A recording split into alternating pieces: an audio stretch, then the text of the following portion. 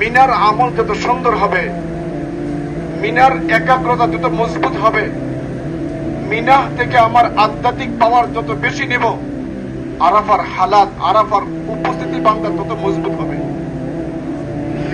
যদি মিনা আমার হাসিতে কাটে, মিনা আমার দর্জনের রাস্তায় ঘুরে ঘুরে কাটে, মিনা যদি আমার ঘুমে বা এমনি সেমনি কোনো বেখেয়ালে কাটে, তো আমার ব্যাটারি, আধ্যাত্মিক লাইনের আমলের ব্যাটারি চার্জ হলো না, আমার আরাফাটাও বেশি ভালো হবে না।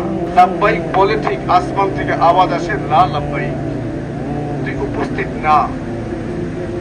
ক্লাসে ছাত্র থাকে, এরপরে এমন কিছু কাজ করে যে কাজের কারণে উস্তাদ নিজে বলে বের হয়ে যাও, তুমি থাকলে আমি পড়াবো না।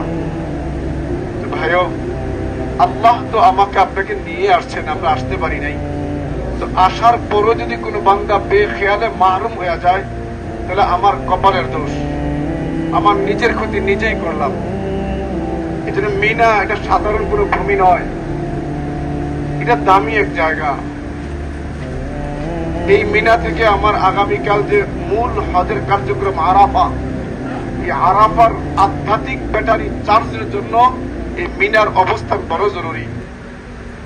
মিনার আমল যত সুন্দর হবে, মিনার একাগ্রতা যত মজবুত হবে, মিনা থেকে আমার আধ্যাত্মিক পাওয়ার যত বেশি নেব, আরাফার হালাত, আরাফার উপস্থিতি বান্দা তত মজবুত হবে। যদি মিনা আমার হাসিতে কাটে, মিনা আমার দর্জনের রাস্তায় ঘুরে ঘুরে কাটে, মিনা যদি আমার ঘুমে বা এমনি সেমনি কোনো বেখেয়ালে কাটে, তো আমার ব্যাটারি, আধ্যাত্মিক লাইনের আমলের ব্যাটারি চার্জ হলো না, আমার আরাফাটাও বেশি ভালো হবে না।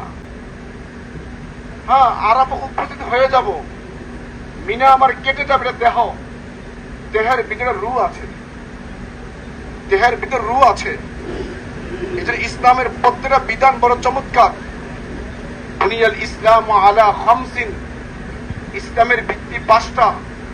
পাঁচটা ভিত্তির এক একটা আজীব গুরুত্ব আছে, যে সেই মনোযোগ দিয়ে খেয়াল করে বুঝি, তাহলে অনুমান করা যায় রব আমাকে আপনাকে অনাকাঙ্ক্ষিত কত বড় নিয়ামত দান করেছেন।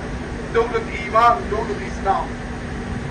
আমাদের প্রথম মালিকের সম্পর্ক হয় কালিমার মাধ্যমে, লা ইলাহা ইল্লাল্লাহ মুহাম্মাদুর রাসূলুল্লাহ। এই কালিমার দ্বারা বান্দার সাথে আল্লাহর সম্পর্ক হয়, পরিচয় ঘটে যে উনি আমার রব, উনি ছাড়া আমার কেউই নাই। দুনিয়ার আশেপাশে যা দেখতেছি সব ধোঁকা।